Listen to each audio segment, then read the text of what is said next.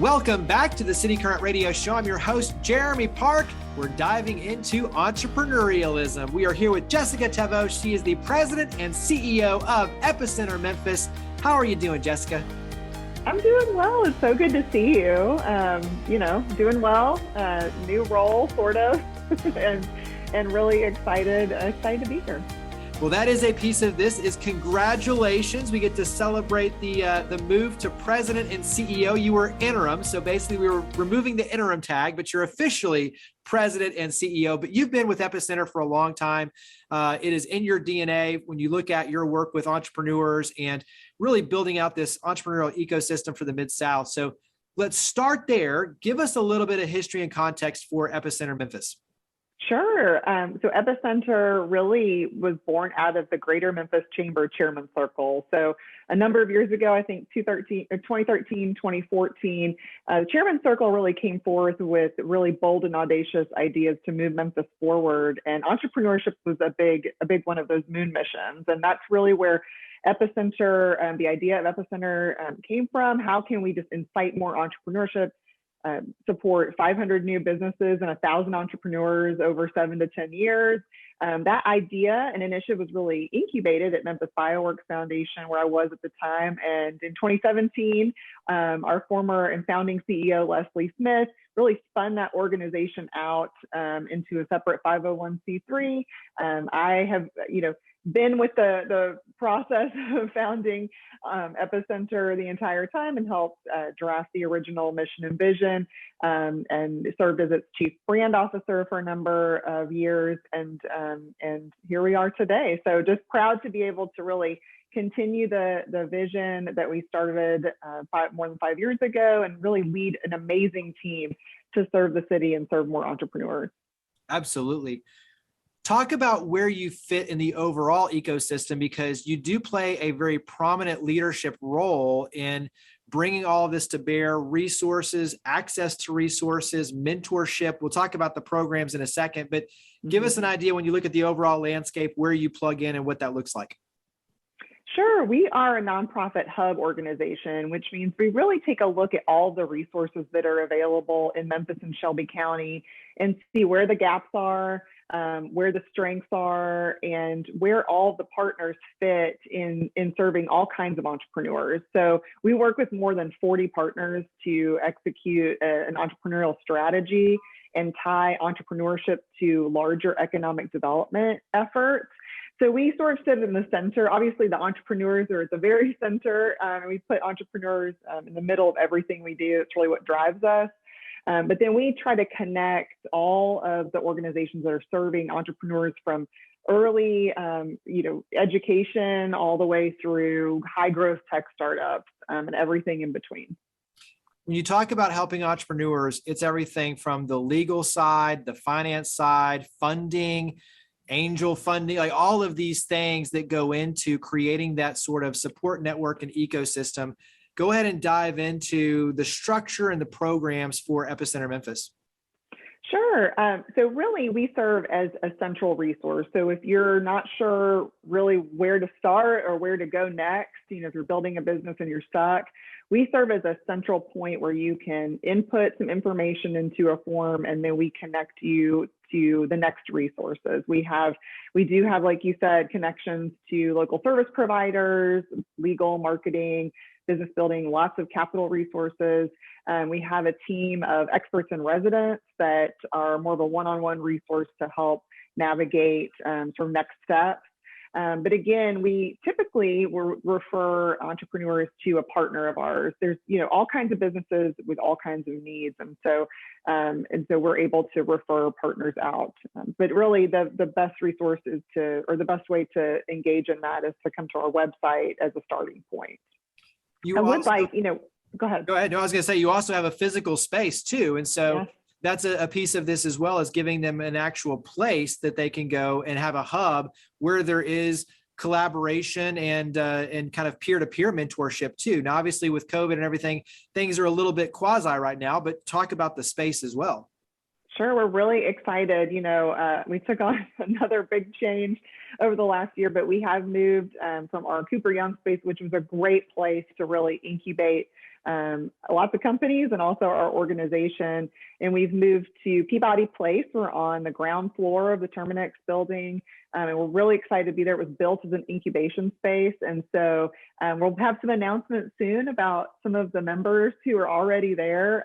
You're right, right now, we're not necessarily accepting walk-ins, but we're really excited to get to that point where we can have folks walk in and get resources, during the day.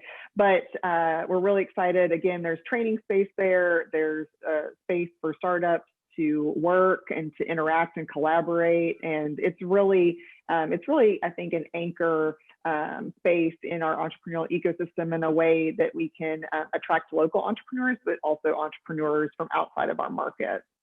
What's something that you wish the public, everyone knew about Epicenter Memphis?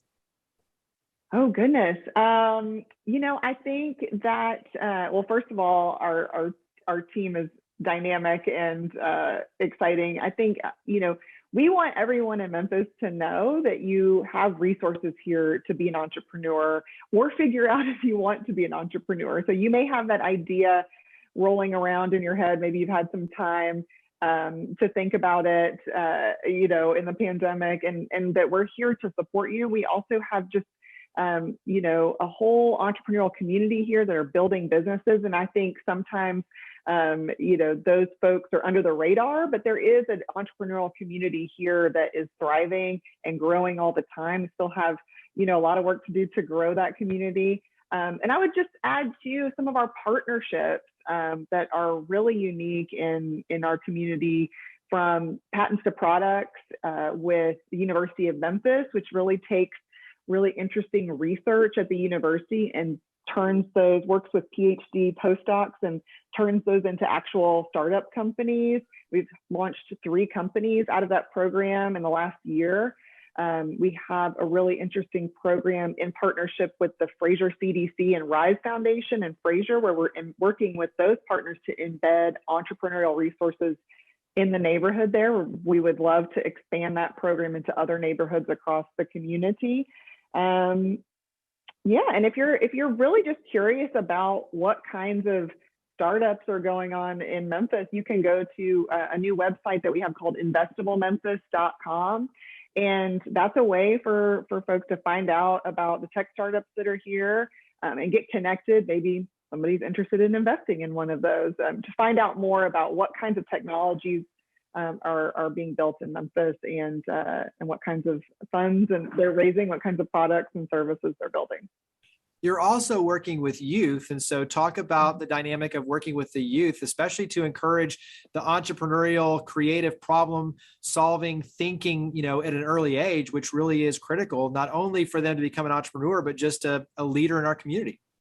Yeah, I think one thing to watch is that there are incredible organizations in Memphis that are really working together to build a pipeline to an entrepreneurship path here in Memphis and Shelby County. So you've got Junior Achievement, Light Memphis, which is working primarily in high schools, Code Crew, of course, Imagine You, which is a program at the University of Memphis that pulls in all the different colleges and universities in our region for an entrepreneurial, cohort during the summer. Actually, their demo day is later this afternoon, but this is the 13th. And so I think, we really want kids especially to understand what that entrepreneurship opportunity is in our region. We've got to get to kids earlier to let them know, this is an opportunity. This is a potential pathway for you. We have resources here. You can stay here if that's something you're interested in. You can stay here in the region and build a business. And I am so excited that we're working with all of those organizations and they're working together to connect that entire pipeline from youth to adulthood. As you mentioned, and we talked about at the onset, you've been doing this for a long time. You've been involved really since day one. But now you have a chance to really set your own vision and forward movement. What are some of the things that are top of mind for you, some of your goals personally for taking Epicenter to the next destination? Sure. I think that, we have a great foundation organizationally. Our previous CEO, Leslie Smith, was, a dynamic leader that really set us up for success and set a culture internally and externally that's really challenged in a good way, risk-taking and being bold and really pushing the limits of what we can do here in our region. And so really grateful for that. I think next, we're really focused on ensuring that entrepreneurs are getting more resources more efficiently, and that those resources can be scaled so that we can serve even more entrepreneurs. Obviously, we're always focused on ensuring that entrepreneurs match the demographics of Memphis, which is majority Black, and so far our client base and customer base does reflect that, and we're really proud of that. That's intentional.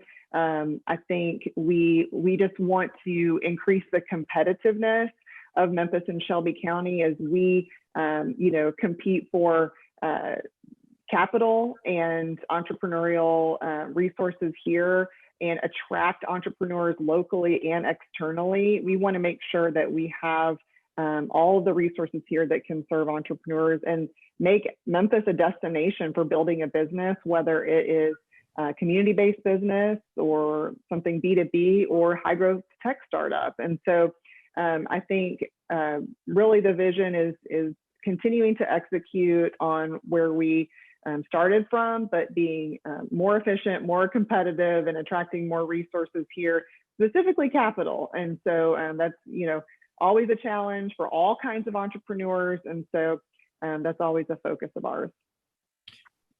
When you and I will say too, let me just add, yeah, ensuring that all of that is built around the actual needs of our entrepreneurs locally, and really continuing to engage them in the process, listening to their needs. They've been through a lot over the last 18 months. And so they are really at the center of everything we do, again, and what drives us.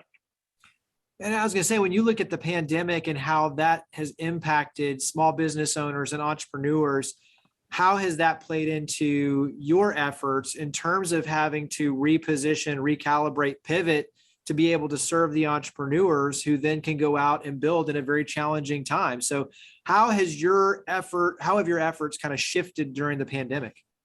That's a great question. I feel like they're continuing to shift. And so, an entrepreneurial mindset helps with that, honestly. But, early on, fortunately, because, all of us have built a collaborative economic development ecosystem here, we all got together on a weekly Zoom call. We convened the city and the county and EDGE and banking institutions and Memphis Medical District and Community Lift, and a group of, I'm leaving many folks off of that, but a group of us who were able to get together and say, okay, who has COVID relief funding? What does that look like? How can we cross-refer entrepreneurs to make sure nobody's left behind?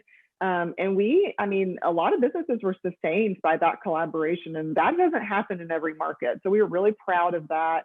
We converted one of our capital products, a Friends and Family Fund, to a COVID relief fund. So we were able to really sort of get together quickly and address that. I think moving forward, obviously figuring out what can be in person and what is, should be virtual.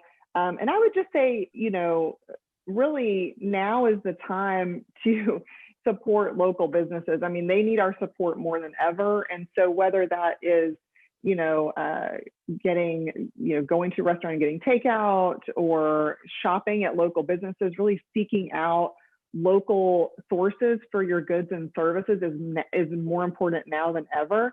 And to be patient with those business owners. They've been through a lot. Their employees have been through a lot. They're understaffed. I think we really as a community need to support those businesses, be patient with those businesses. They're navigating all of these changes just like we are, and our dollars can really make a difference. Very, very helpful advice and great insight. Carry that forward into how can we help Epicenter Memphis?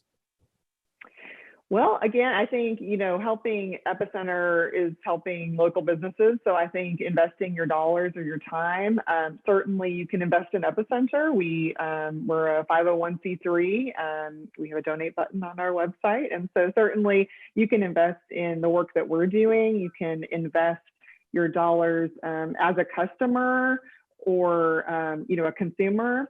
If you own a business, you or a purchasing agent of business, you can buy locally. You can buy your goods and services for your business locally.